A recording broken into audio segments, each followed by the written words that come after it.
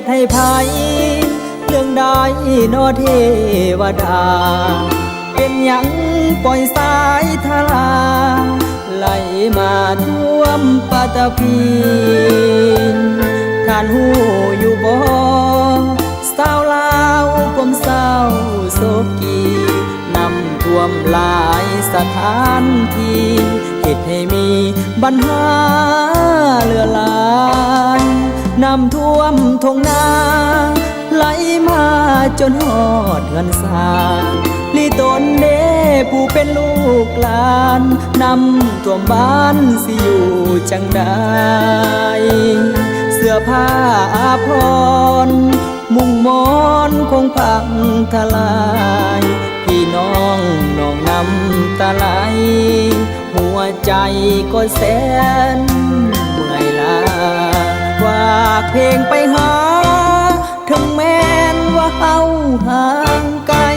ขอเป็นอีกหนึ่งแห่งใจส่งให้ผู้พบปัญหาสู่เด้อพี่น้องพับห้องมันต้องผ่านทางข้าขอภาวนาทุกทั่วหน้าขอให้ปลอดภัยแทนเครียดเรื่องใดคือบ่ไปลงโทษผู้ทำเป็นอย่างต้องมาใส่กรรมคนตาดำหากว่ามองไม่ท่านเทวดาคือบ่มีความโปร่งใสพวกเขา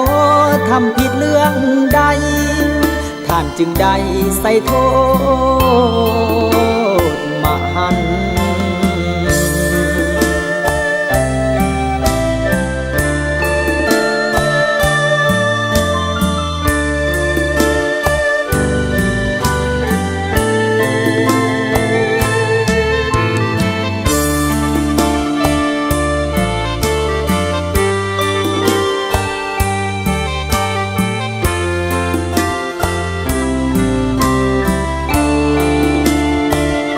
ฝากเพลงไปหา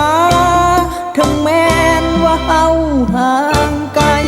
ขอเป็นอีกหนึ่งแห่งใจส่งให้ผู้พบปัญหาสู่เด้อพี่น้องพับห้องมันต้องผ่านทางข้าขอภาวนาทุกทั่วหน้าขอให้ปลอดภัยแทนเครียดเรื่องใดคือบ่ไปลงโทษผู้ท